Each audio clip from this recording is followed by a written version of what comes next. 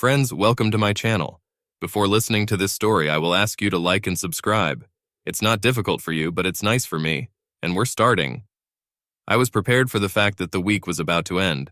Long meetings, sleepless nights, too many transfers, and a strong time zone shift.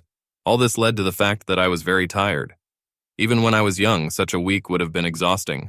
But at 48, it made me regret some life decisions. Thank God that unlike the good old days, I have to travel only occasionally. When I opened the door of my house, I hoped that the house would smell like a ready-made dinner, and perhaps I would receive a welcome kiss from Samantha, my wife of almost 25 years. The first would be commonplace, the second a little less so, but neither one nor the other was waiting for me. The house was dark, the lights were on only in the hallway and in the kitchen. I called out to her, hanging up my coat and arranging my luggage on the floor in the foyer. "I'm in the kitchen." Her voice sounded strained, as if she was angry or crying. When I entered the kitchen and found her sitting in our little breakfast nook, I clearly realized that it was both. My wife's brown eyes were reddened and swollen, but filled with a fierce light. Her usually immaculate brown hair was disheveled, and her ponytail and stray strands resembled a slowly unwinding rope. All this indicated what kind of conversation we were going to have, but the last detail finally finished off. 2 manila envelopes lay on the table in front of her.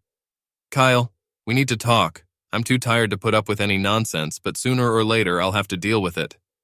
Sinking into the chair opposite her, I said wearily, "Of course. About what?" Without a word, Samantha handed me one of the envelopes. Inside was a selection of photographs. Despite the poor quality, they talked about a lot. Here I am having dinner with a gorgeous blonde a little older than me. The two of us are holding hands walking down the street. We are in a passionate embrace in front of the apartment door. My hand slides up under a tight red mini dress to squeeze her almost naked ass. The timestamps in the photos jumped the next morning. We say goodbye, and I squeeze her small, firm breasts for the last time through the negligee she put on to see me off. In the last picture, I look slightly regretful, but it's clear that I'm disappointed that I'm leaving, and not blaming myself for what I was doing inside. In a smooth, almost pleasant voice, I asked, "Where did you get them? What does it matter?" There was no reciprocity in her tone, not even an approximation to congeniality. She is outraged, and I was a little curious what exactly upset her the most, that I changed, that my first answer was a question about the source of her information, or that I didn't seem to be at all concerned. With a wave of my hand, I threw the evidence of my betrayal back on the table. "Well, mostly because they're not very good. Jenna looks much more attractive in person, and likes to leave the blinds ajar when we make love. Any decent private investigator could—" "What's the matter with you?" Tears were mingling with the rage now. I shrugged my shoulders. "I don't know what to do. Sue me." "Oh, wait, that's what you were going to do, right? After all, I assume that the other envelope contains the divorce papers." Sam began to sob. "What the fuck, Kyle? Is this a joke to you?" I don't think it was the way she wanted it to be. It's funny that people can have such different expectations. It all depends on which facts are available to them and which are not. "Oh no, not at all. I'm sure it's tearing you apart. It's a terrible feeling, I know." Leaning forward, I made a particularly unpleasant face at her. "Personally, it just killed me then." "What?" She changed her tone slightly. The wind had not yet left her sails, but it was already beginning to change. "Well, you know, when you cheated on me, or at least when I found out about it." Samantha's face went limp for a moment, shiny trickles of salt water still dripping from it. A new indecision followed the sudden realization that what she knows, or even what she can prove, doesn't matter. It's always about what I know. And I know almost everything. Well, anyway, that's all that really matters. My wife started to stutter. I... What am I, Sam? I didn't cheat? I don't understand what you're talking about. I didn't mean anything by it. I'm sorry. Which I exactly did you want to use? Oh, I know. I shouldn't have made love to Ronnie Perkins. Is that right? Did you know? Her voice was strangled and I couldn't help but laugh. There was betrayal in her voice, even more so than when I first sat down across from her. "Stop laughing at me! You knew!" Wiping a tear from my eye, I managed to switch from laughing to giggling. "Not right away. Not when you did it. Not even during the 4 months you made love to him, and not immediately after you stopped, not even for a year after that. I'd say you hid it well, but you didn't. I just wasn't looking."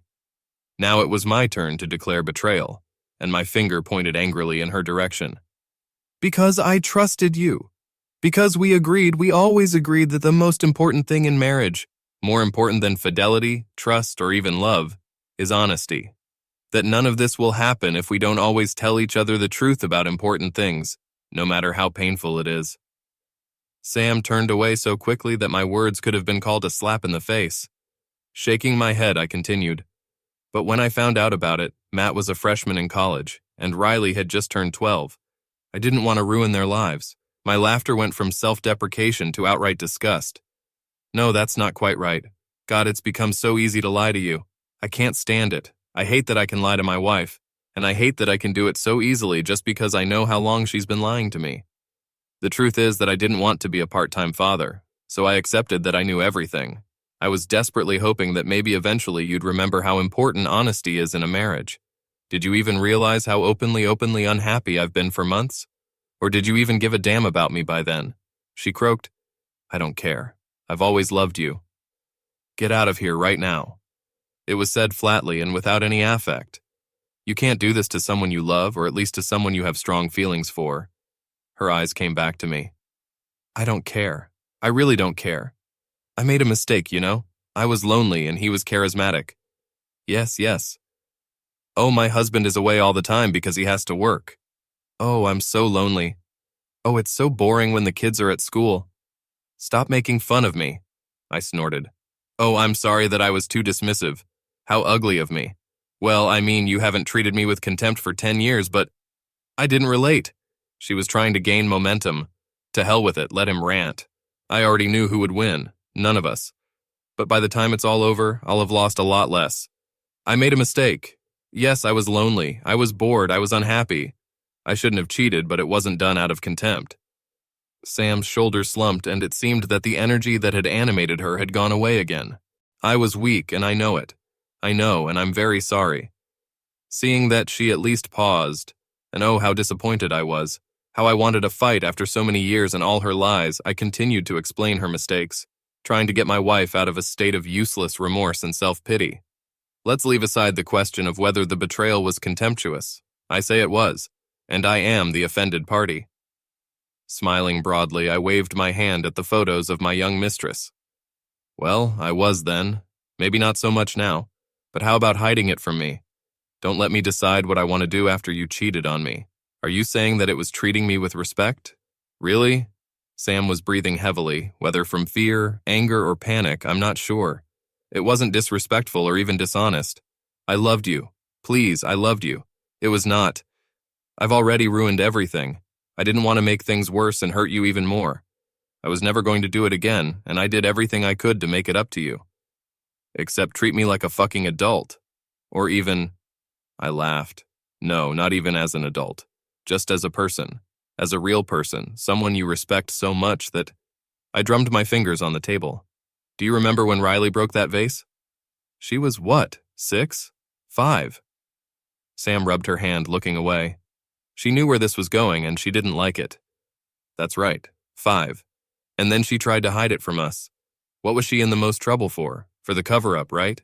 And you know what? She screamed and cried and said it wasn't fair, but you told her that good people admit their mistakes, regardless of the consequences for themselves. It's not the same thing. Refuting my wife's words, dropping her defense, I continued. Do you remember how proud we were of her after she was in that accident when she was 16? Riley had all the options. It was dark, the streets were slippery, someone might have their headlights on. She could have told us 100 lies and gone unpunished. But no, our daughter remembered the lesson that you taught her, and she admitted that she was distracted by the phone. She accepted the punishment without a murmur. I was so proud of her that she learned the lesson you taught her, that she did the right thing. I leaned forward over the table again, pointing an accusing finger. But you couldn't do it.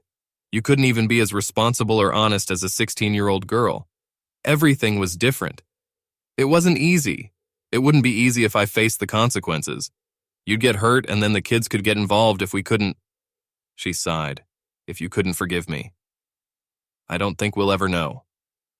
But here's something I know. I began to enumerate, counting off my fingers. The first one.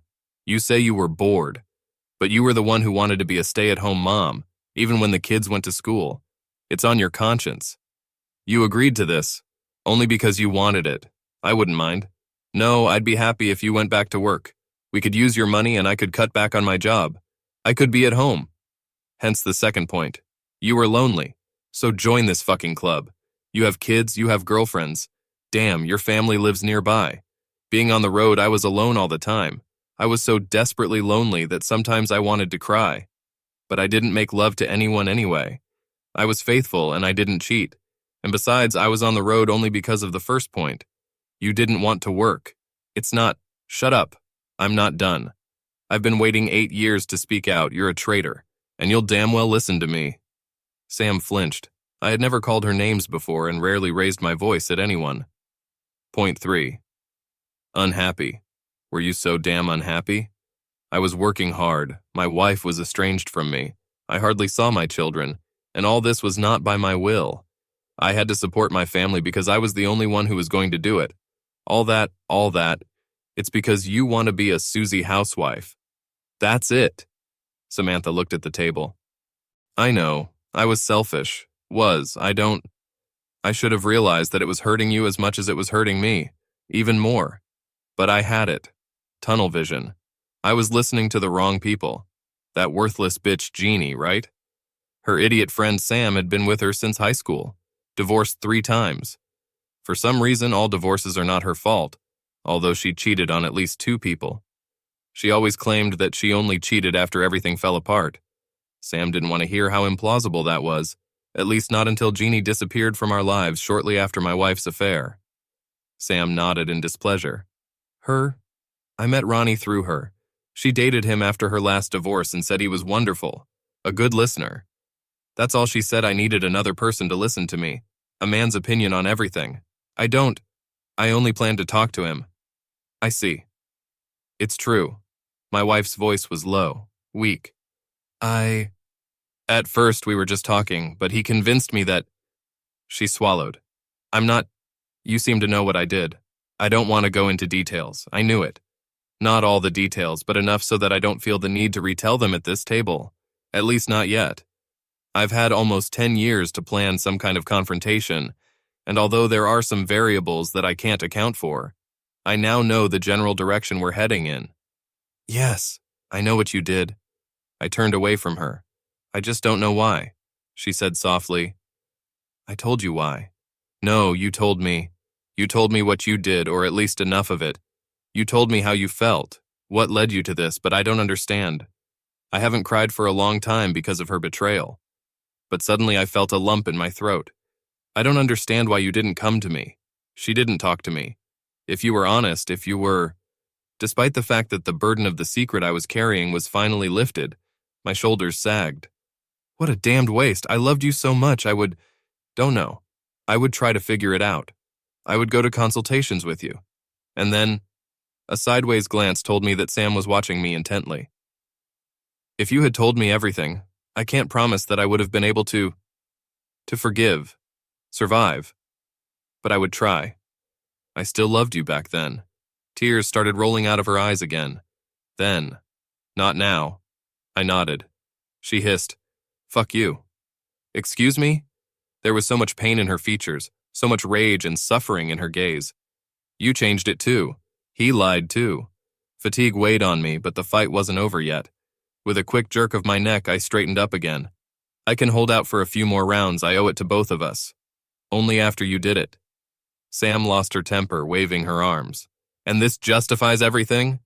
And you could have come to me. You knew I did it, but you didn't say anything. You just went and made love to a fool. A quick verbal counterattack interrupted her barrage. She's not the first one. What? She's not the first one. Not even the 10th. Sam didn't say anything, just stared at me, uselessly clapping her mouth. I didn't knock her out, but she staggered. I got up and moved to the refrigerator, then looked at her. Beer? No response. The lids were removed from 2 bottles, and I put one in front of her, and then took a long sip from the other. I found out about it a little over a year after your betrayal. Well, anyway, after you stopped the affair, so I guess about a year and a half after you broke your vow to me. Do you remember when we wanted to give your old iPad to Riley? A slight nod. finally at odds with the sickening realization that must have been creeping up on her. You haven't used it for a long time, so it was a good starter tablet for her. But first it had to be cleaned. I grinned as understanding blossomed on her face, quickly followed by horror. Thank God I did it, for the sake of all of us. I don't want her to find out about love from your letters. That's when I found out everything. I took my tablet with me on trips. It made sense for me to deal with him. You've never been very tech-savvy, right? You didn't know that emails and messages remain on the tablet even after they are erased, if you don't connect the tablet to the network after you do this. I bought you a new one for our anniversary, remember? She nodded dejectedly again. So yes, there were all your emails to him, Jeannie, and… I shook my head.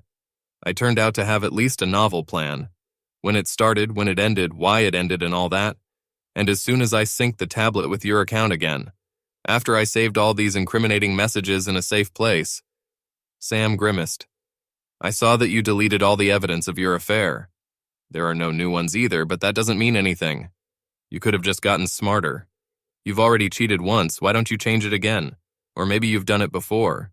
Maybe Ronnie wasn't the first one to cuckold me. It was the only time. Her voice was muffled. Was there pain in it for herself or for me? From the realization of how long I've been living with the realization of what she did.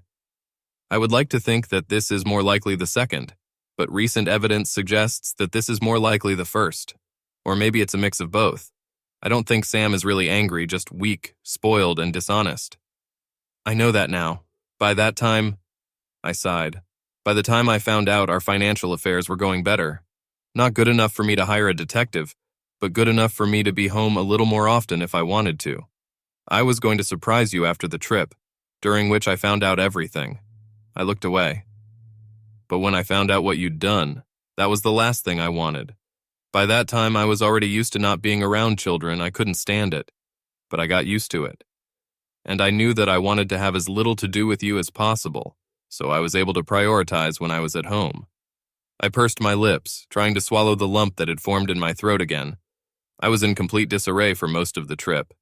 All the time I wasn't working, I was either crying or drinking, or drank and cried. It's a miracle I didn't lose those customers. A grin appeared. But damn it, I've traveled more than anyone else on my team. I am the best seller. And all it cost me was my marriage. Not necessarily, but you wanted it. I didn't mean it. She sobbed angrily. I wanted you to be at home. I wanted you to be with us, with me. But not enough to do something productive. Not enough to tell me how unhappy you are. So much so that you're ready to spread your legs for the first sympathetic ear. Not enough to find a job on my own.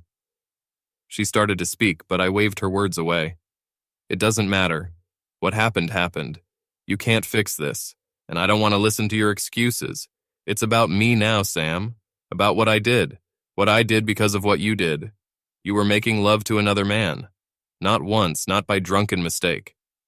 No, as far as I can tell, you've made love to him at least 30 times in 4 months. Wait a minute, no. That's the number of times you've been with him. And how many times you've actually made love? I have no idea. 50? 100? More? I shook my head. It doesn't matter. You did it voluntarily. And you've done it repeatedly. I knew I couldn't be around you any more than I had to. That's why for a while I suddenly started traveling. When before I tried to give them up, remember? Oh, just a little more and then I'll be able to be home more often. In its own way, it was true. Not because it was supposed to strengthen my position. I've already strengthened it. It was so that I would have time to plan everything. And then for a while, come to terms with the fact that you are next to me. Condensation from my beer was accumulating on the table, forming a ring. I probably should have used a stand, but I didn't care what happened to it. It doesn't look like it's going to be mine for long. At first, I tried to figure out if there was any way to stay with you, how I could approach you with evidence, but I didn't see a way. You've been lying to me all this time, and forcing you to confess is not the same as confessing yourself. And then I thought about getting a divorce. I gestured at the unopened envelope. Just like you. I think it took me longer than you did. I wonder why. Shaking my head, I continued. Anyway, I thought it all out, and at best I lived in a shitty little apartment. Saw the kids every weekend and gave you money to make love to whoever you want. I'm not a cheater. I made a mistake. Samantha finally found her voice. She didn't have to worry. I was going to tell my story. I've already known her story longer than I'd like. She's finally going to hear mine. I don't care. That silenced her again. It doesn't matter if you're a cheater or not, but as soon as you became divorced, you would have to find a job to have additional income, and for, what, 6 months? In a year at most, you would have found yourself a new boyfriend, probably in the same place where you worked. You're still attractive, but you were beautiful then. So I would have to pay a lot of money not to see my children, finance your love with another guy, and be unhappy alone. This did not happen. We've already found out that you don't know a damn thing about electronics. I took a look at the cloud backups of your devices. I created them for you, and I doubt you even knew they existed. I have not found any evidence of an earlier or later affair.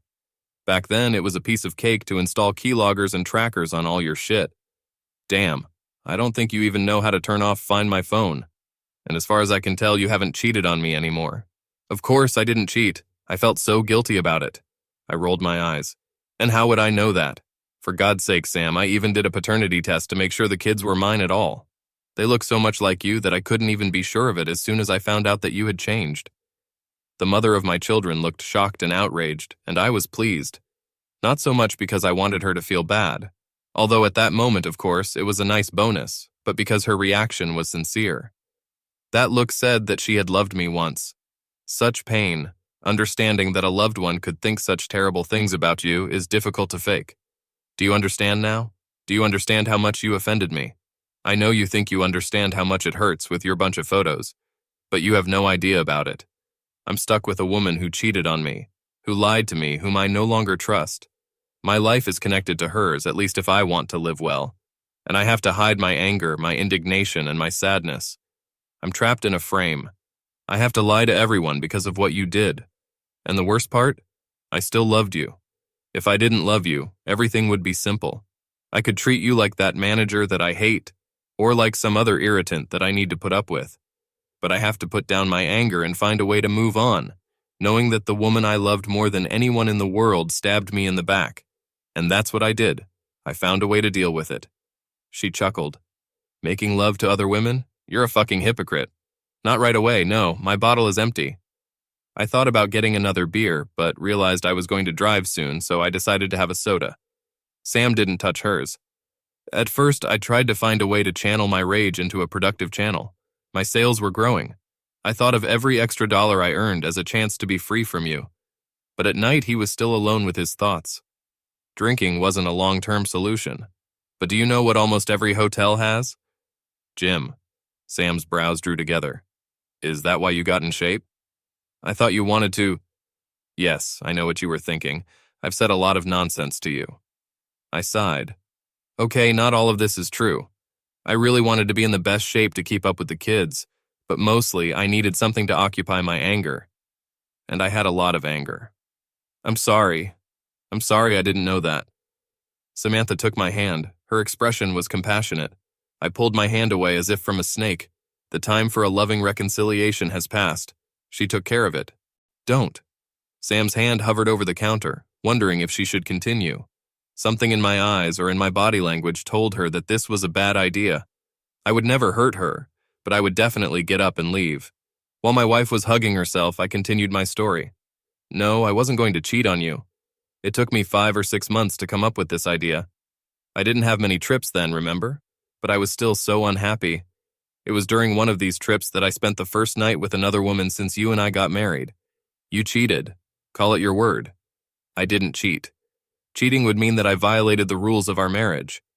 I poked her with the neck of my soda bottle. But you've already done it. You cheated. You lied to me. You've been hiding everything. As far as I understand it, and I understand it that way, this means that they are no longer rules that I have to obey. Nonsense. I don't care what you think. I was doing what I had to do to stay sane, to stay with the kids, and to try to get back some of the self-respect that you and that bastard stole from me. Take a deep breath and exhale through your nose. But damn it, this is probably the last real conversation we're going to have, so I'll play along. If our roles were reversed, if I was cheating, lying, hiding, and, the key point, if you knew, but revealing this knowledge would mean that you would have to live in poverty without children, what would you do? Would you feel even a little guilty if you had a chance to turn the tables? She opened her mouth to speak. Don't even try to lie to me anymore. You didn't feel guilty enough to even admit what you did. Hell, you didn't even try to make my life easier by offering me a job after cheating.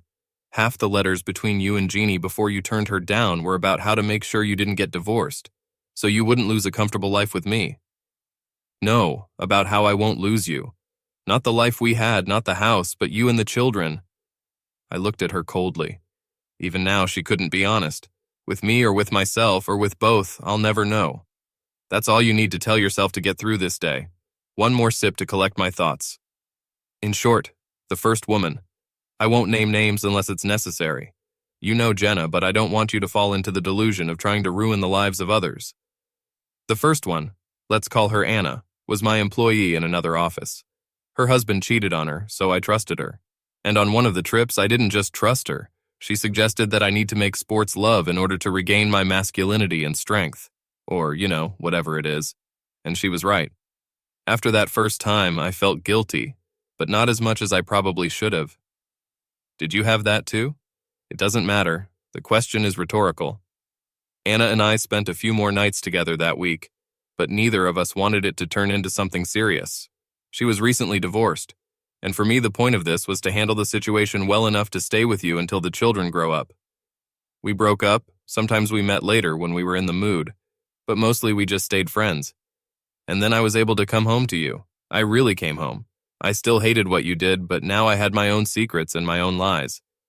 A sarcastic grin for my also two-faced wife. It's exciting, isn't it? To know what your better half doesn't know? I've never looked at it like that. It's always been that way. I started quoting a particularly memorable letter. Ronnie, I feel so dirty hiding this from Kyle. It turns me on so much. I love him, but stop it. I already said it was a mistake. She sighed. I didn't feel like that after that. I felt myself just dirty, really dirty, not excited, guilty, but not guilty enough, right? Not enough to admit it.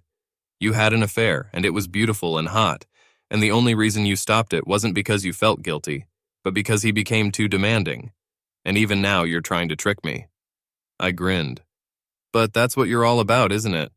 I've slept with a dozen women. My affair lasted 2 years, and I still treated you and our family with more respect than you did me. Her mouth opened slightly. Then she stammered, 2 years? Damn, her detective sucks. Until recently, I did my best to hide them from you. They were all out of town, all for a short time. I've always used a condom, unlike you and that jerk. I've never taken up time with you and our family. You can't say that, can you? You've postponed our anniversary dinner. One day you picked up the kids from school so late that they called me while I was out of town. And later I found out that in each case it was done so that you could make love to your boyfriend. And then I looked through our finances and found that you periodically withdrew cash. For what, Sam? Why were you doing this while I was killing myself to provide for us? She was silent, sullenly. That's what I thought. I grabbed the second envelope. Sam tried to stop me, but she was too slow. Don't. While I was flipping through the pages, she turned away, burying her head in the sand again, hoping that the problem would disappear if she just didn't admit it. Jesus, Sam. You must have really hated me. Wow, 70-30? Are you getting a house? So much alimony? You're aiming high, I think. You cheated on me with that fool for 2 years. I shrugged my shoulders. You didn't know that.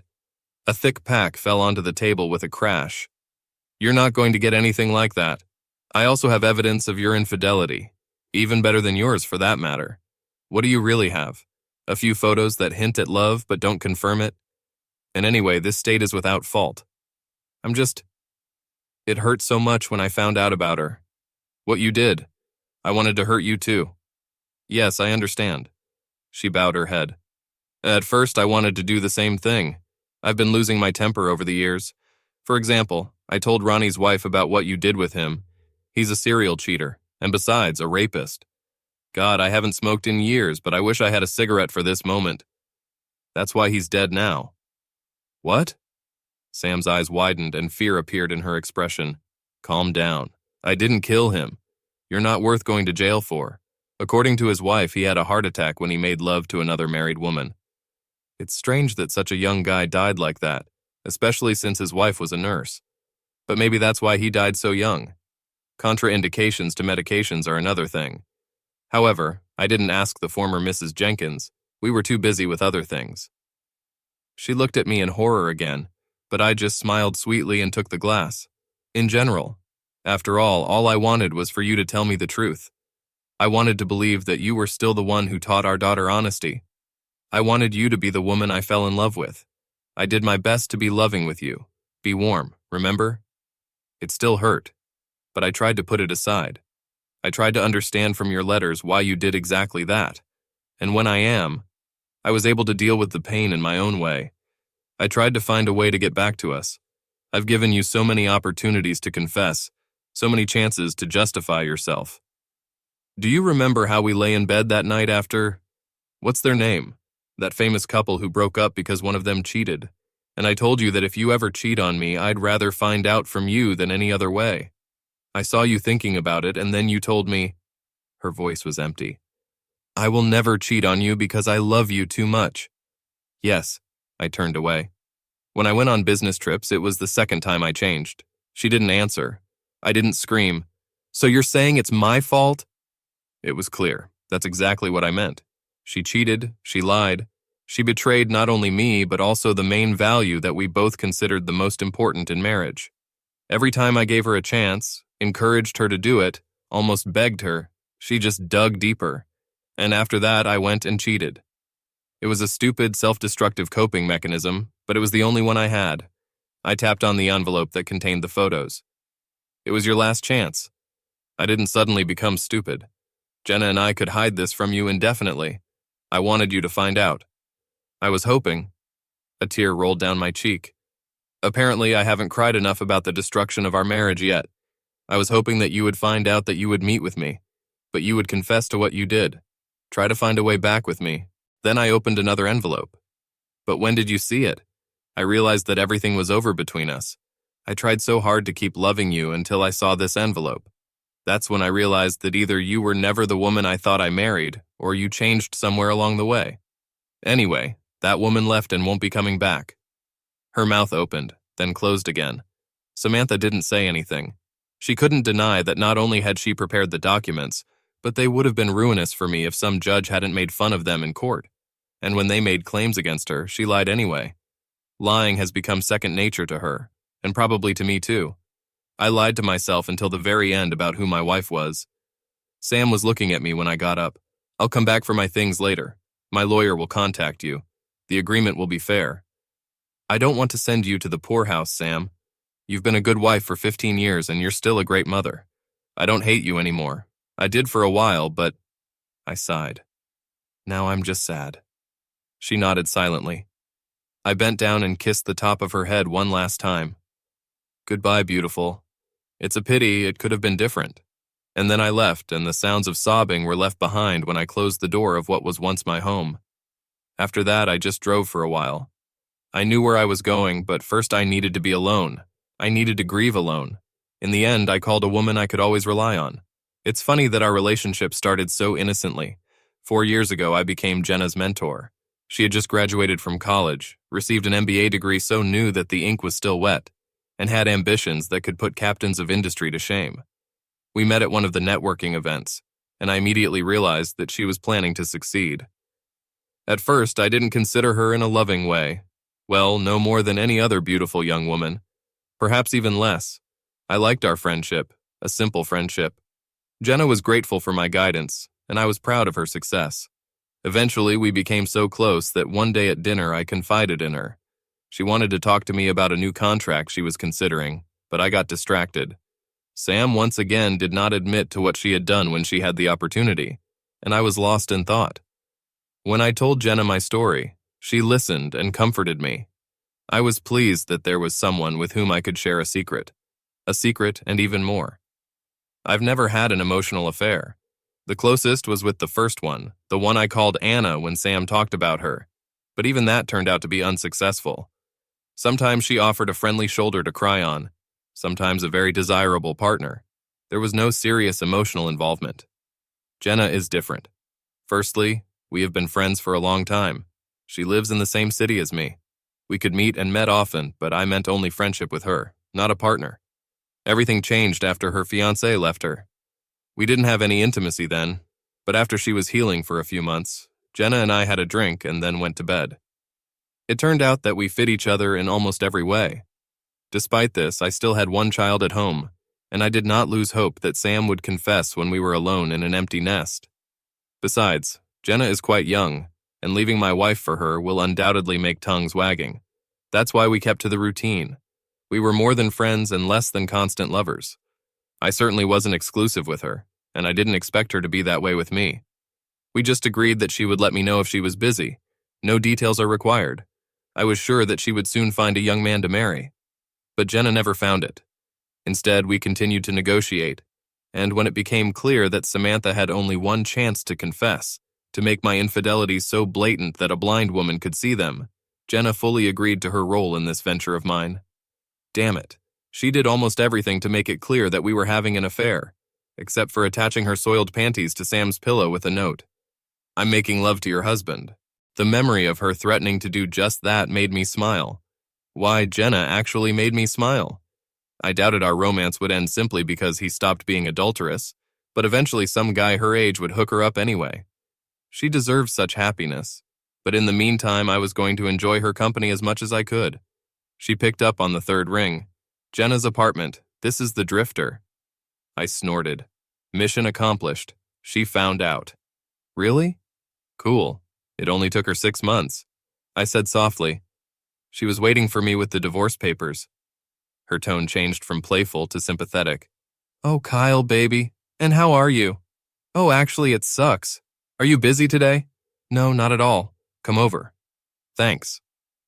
When I appeared at her door with my suitcases in my hands, Jenna hugged me tightly, and then led me inside and held my hands while I told her everything that had happened. When I finished, she said, "I'm so sorry, baby. Well, that is..." She sighed. "I'm sorry that she hurt you and that she couldn't just tell you the truth. But, look, I'm going to be honest, okay? I'm glad you're divorcing her." "Yes? Yes." Jenna kissed me with a gentle, sweet kiss. "I'm glad that everything has already been decided. Now you know. And," she bit her lip, "now you can move on." Her hand stroked my cheek. Maybe with me?" "What? Seriously?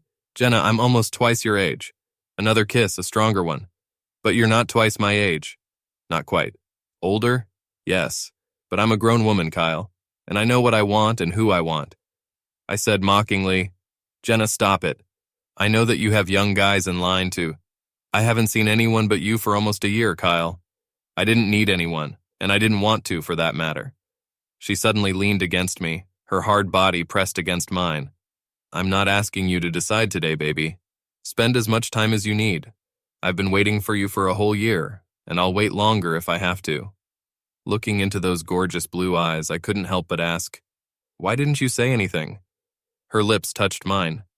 "Because I didn't want to force you to make a choice between me and her. You've been trying to get her to admit the truth for years. I was sure she wouldn't, so I decided to wait. If she had miraculously confessed, I didn't want you to feel guilty in front of me. And if not..." She kissed me on the neck, and I felt myself getting aroused. Grinning, she said, "Well, I've decided that you're the first in line." "Jenna..." "Shh, baby, I'm not in a hurry. I'm happy with what we have now. Yes, I want more, but we can move as fast or as slow as you want. I'll be right there, okay?" She pulled back to look into my eyes once more. "I'll be yours when you're ready. If only you'll be mine too." I opened my mouth to protest, but then I thought, why am I resisting? Jenna is wonderful. Yes, there is an age difference, but she is not a girl who has just graduated from college. She is closer to 30 than to 25. And she and I are closer in character, goals, and views than Sam and I are. Studying Jenna's face, I realized that I was looking at her in a new way. Not as my ward, not as a friend, not as a lover, but as all this at once and even more. She didn't say the L word directly, but there was love in all her actions, in all the long conversations, hurried dinners and evenings spent with her in and out of bed. I thought about the time we spent together and the time I regretted wasting trying to save a dead marriage. This was the beginning of my second act, and my main character will be Jenna. I want it too.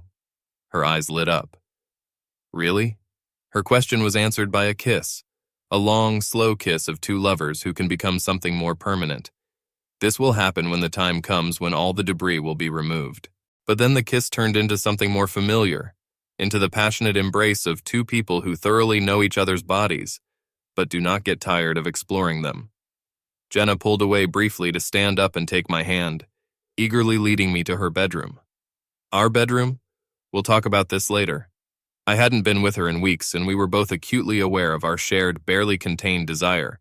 But even more, we needed to confirm everything that we had just talked about, and nothing could stop us from doing it.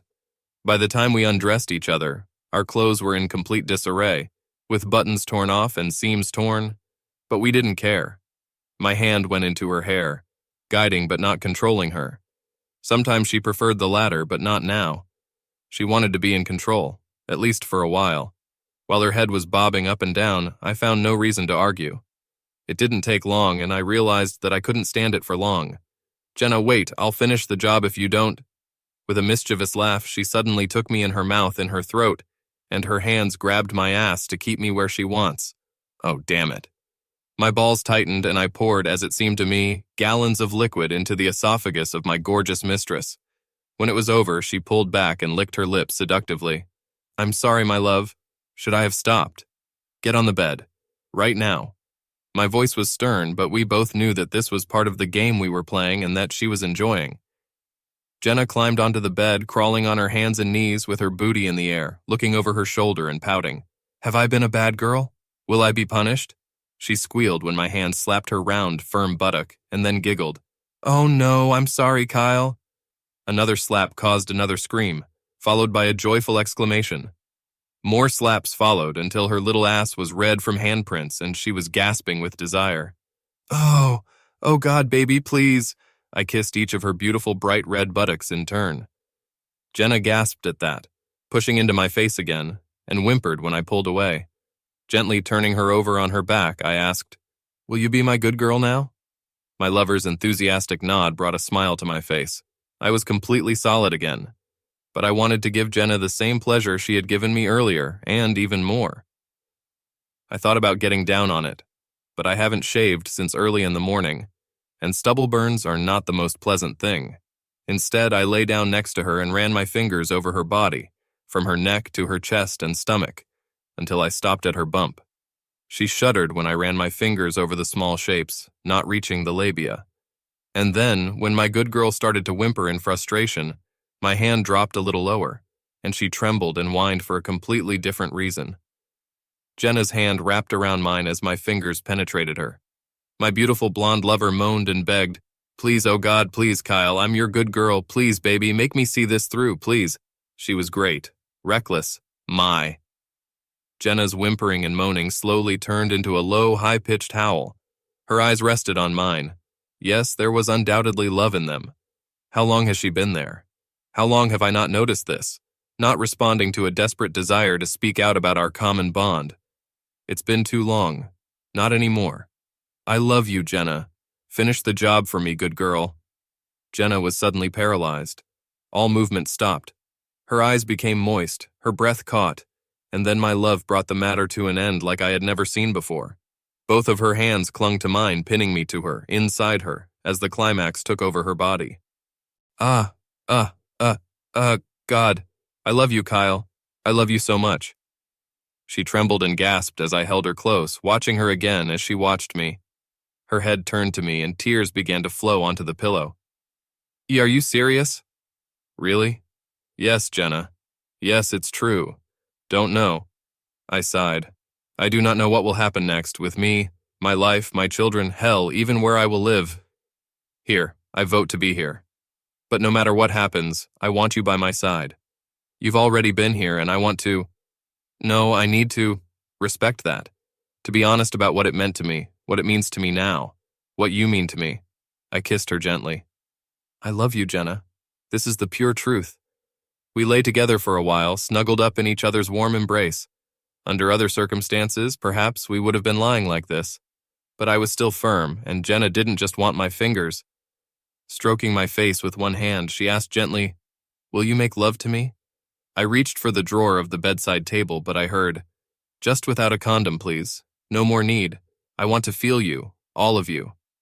Jenna was on the pill, and I knew I was clean, and if she was telling the truth, and I'm sure she was, then so was she. When I entered it, it was both familiar and new, The tight squeeze, the heat, the way she snuggles up to me when we make love, all this is familiar to me. But to feel her completely, her velvety texture and moisture, my skin on her skin, not hiding anything from each other, it took us to a whole new level. As our movements became more and more urgent, more and more frantic, as they moved from gentle lovemaking to a rapid rush of need and desire, we ourselves changed. Jenna no longer needed to be afraid to leave marks on me, and bringing the matter to an end, with another loud, low moan, marked her territory with scratches on my back and love bites on my neck. Now I belonged to her and only to her, and she left no doubt about it. Soon I marked my rights to it. My thrusts became staccato, shorter and harder as I approached the edge. Jenna was slyly whispering in my ear. Also, baby, yes, faster, harder. I want this. I want to feel it all. Bring it to the end, Kyle. Please bring it to the end. Her persistence drove me to the extreme. I was lost in my love and lust for the incredible woman lying beneath me, and I was happy to give her everything she begged for. Yes, baby, finish the job in me. I'm your good girl, yours. Fill me up, fill me up. Ah, yeah. Yes. That's right. God, this is so hot, Kyle. I love it. I love you. I was breathing heavily. We were both breathing heavily. Every moment of our lovemaking was exciting, both physically and emotionally. But now that the more intense sensations had faded, I felt a slight burning sensation from Jenna's marks on my back. I think you're bleeding. Oh no, she pouted. Have I been a bad girl? Are you going to punish me again? I narrowed my eyes, but there was a smile on my lips. Yes, I will punish you, but only a little later. I am no longer a young man, although she makes me feel like one. Her bedroom actually became our bedroom for at least a few weeks. In the end, we both agreed that it made sense for us to live separately until everything was sorted out. Jenna and I still go to bed with each other almost every night, but having separate addresses until the most difficult moments of the divorce were sorted out was the most sensible decision. And oh my God, there were so many unpleasant moments. First of all, the children. They weren't thrilled with Sam or me. Their mom talked to them first, and although she didn't completely blame me for the breakup, she was, let's just say she is selective in providing information. I got a scolding from both Matt and Riley. But my children calmed down a bit, at least in relation to me, when I gave them all the necessary context, albeit for different reasons. Matt had a baby on the way, and he understood why I stayed with her for a long time, especially when I explained what the consequences were. When he found out that a divorce would mean almost no meetings with him and Riley, as well as how close we were to poverty without even trying to run two households, he began to understand. And when I explained to him what impotent rage and crushing sadness my reluctant agreement had generated, he became even more responsive. Matt still wasn't happy, but he accepted it. Riley was furious when she found out the truth. She actually took to heart the lessons of honesty and responsibility that we tried to teach her, and after learning about everything her mom had done, she was very strongly opposed to Samantha. It wasn't what I wanted. I didn't want their relationship with either of us to suffer, if only for the sake of the kids, but it was much better than if she was mad at me. To some extent, she was still angry, but my daughter put the main blame for our divorce on my wife's shoulders. Then there was the divorce itself. When the division of property began, it seemed that everything would be amicable, but it did not last long. Sam was fighting to keep the house. I offered to buy it back for her, but she couldn't afford it. After she let me go, Samantha demanded an increase in alimony, and then the disputes began about the division of property, pensions, etc. She spent so much money on our lawyers and still got basically the same share that I originally offered. However, now her share has become smaller, because the whole pie has decreased. Jenna's place in my life wasn't as difficult as I expected. Neither Matt nor Riley were happy that I was dating someone who wasn't much older than them, but that wasn't the main point of disagreement. Their mom tried to convince them from the very beginning that Jenna stole me from my wife. Even after I convinced them that this was not true, this thought stuck in them on a subconscious level. It was only after our wedding, and especially after Jenna's insistence that we entered into an ironclad prenuptial agreement, that they finally recognized her as my partner. Yes, our wedding. When the division of the property was completed almost a year later, thanks to my ex-wife's desperate attempts to maintain her usual lifestyle, I bought a smaller house, and Jenna moved in with me. It was bliss. To be honest, it never stopped being bliss, and a year later we got married. Like any couple, we have our own problems. Some of them are standard, for example, the distribution of responsibilities between two hardworking people who are very tired at the end of the day. Some are unique to relationships with significant age differences. But when it came down to it, we were devoted to each other and our future, and our children. Initially, only Jenna wanted children. My wife could be persuasive when she wanted to. She was about 30 and I was about 50, but she claimed that I was as healthy as a horse. I must admit, after playing with my grandchildren, I began to miss the patter of little feet around the house. A few years after our wedding, Jenna stopped taking pills, and after Dylan and Zoe were born, I had a vasectomy. Twins. Yes, we haven't slept for a while. It was surreal to see my grandchildren and my two youngest children growing up together. However, I would like to be a little more active for their sake. Health is one thing, youth is another. But we are a happy family, and that's the most important thing. Samantha was surprisingly optimistic when we first found ourselves together at an event after my wedding to Jenna. It was Riley's wedding. Our daughter was getting married to a great guy, and we were both happy with her fiancé. Sam finally came to terms with her role in the collapse of our marriage, and over time, our feelings for each other boiled down mainly to liking the people we were when we were young and recognizing each other as parents. We even danced together while Jenna chatted with my ex-wife's boyfriend. Sam smiled at me. "You look very happy, Kyle." "That's right, very." There was a hint of sadness in her eyes. "Happier than you were with me." It wasn't a question. A sympathetic smile was all I could do to soften the blow. In the end, yes. I really messed up, didn't I? We both made mistakes, Sam. I could have handled the situation better too. I was so fixated on getting you to admit it yourself. Maybe if only... I shook my head. I don't know. It doesn't matter now. No, probably not. But still, she wiped away a single tear. I'm glad that we had the time that we spent together. I will always cherish it. Me too. And we have wonderful children. Samantha smiled broadly and radiantly. For a moment, I saw in her the woman I loved so much. This woman, the young wife and mother I adored, will always have a piece of my heart. Yes, it is. Truth. The music ended.